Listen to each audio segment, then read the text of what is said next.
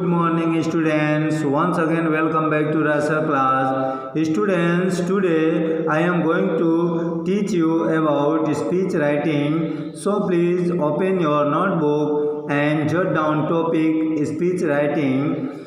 Before come to the point, I would like to tell you that this speech writing question is asked of 10 marks in the board examination. So students, this is very important for you. So please pay attention here and listen to me very attentively whatever I am going to tell you.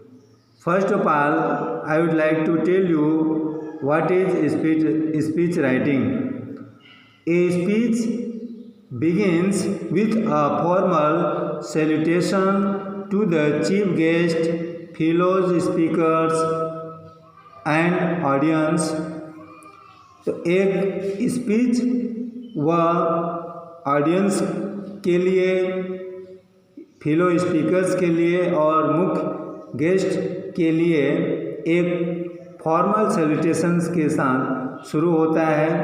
The most challenging task before the speaker is to make the audience interested. जो सबसे चुनौती वाला task speaker यानी वक्ता के सामने होता है वह ऑडियंस को रुचिकर बनाना. So students, now jot down format of a speech. So here format of a speech is subdivided into 5 different parts. First one is introduction.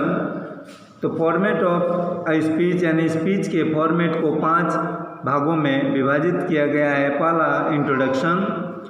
In introduction 4 points are given. First one is you have to address the audience introducing yourself before them.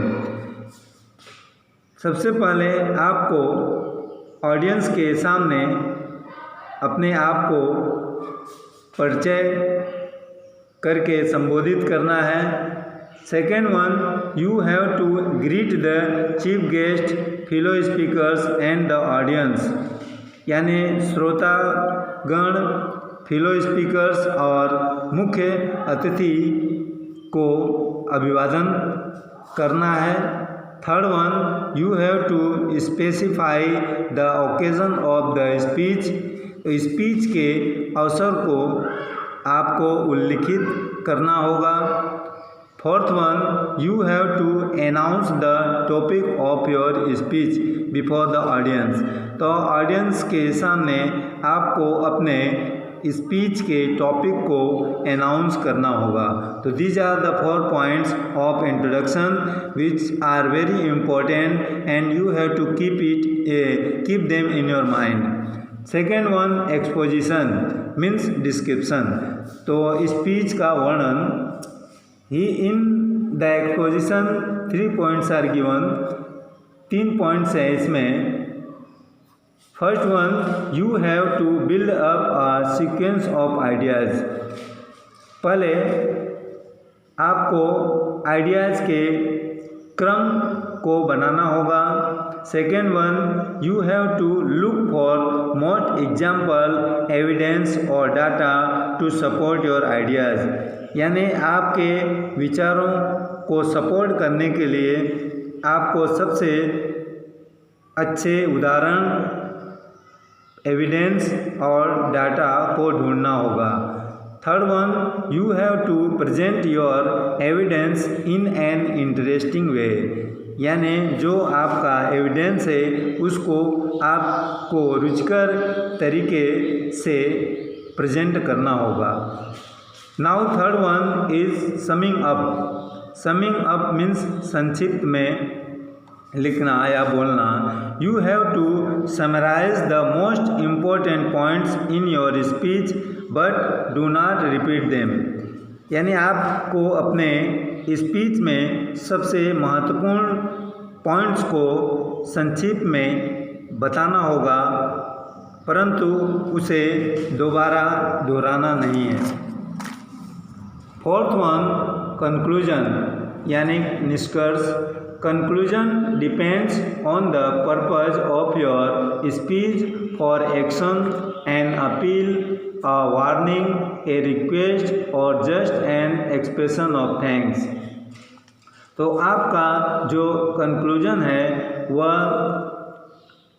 Action के लिए, एक appeal के लिए, एक चेतावनी के लिए, एक विनती के लिए और एक धन्यवाद के भाव के लिए जो स्पीच का उद्देश्य है उस पर निर्भर रहता है। Now students please write down while writing your speech, so which points you have to remember while writing your speech. Now jot down, remember two. So there are 3 points which you have to keep in your mind while writing your speech. तो आपको इन 3 points को ध्यान में रखना है।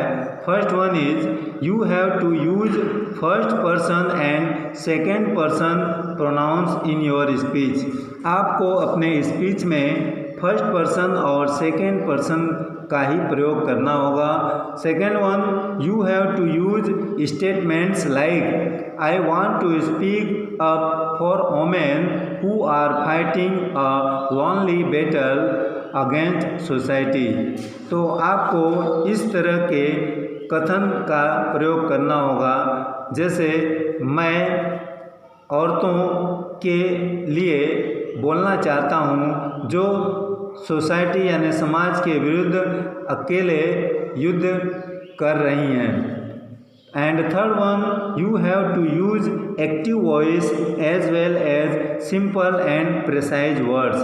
तो आपको active voice का प्रयोग करना होगा, साथ ही साथ सिंपल और संक्षिप्त वर्ड का प्रयोग करना होगा। So student, this is very important for you and I think that you must have understood how to write speech writing. Thank you.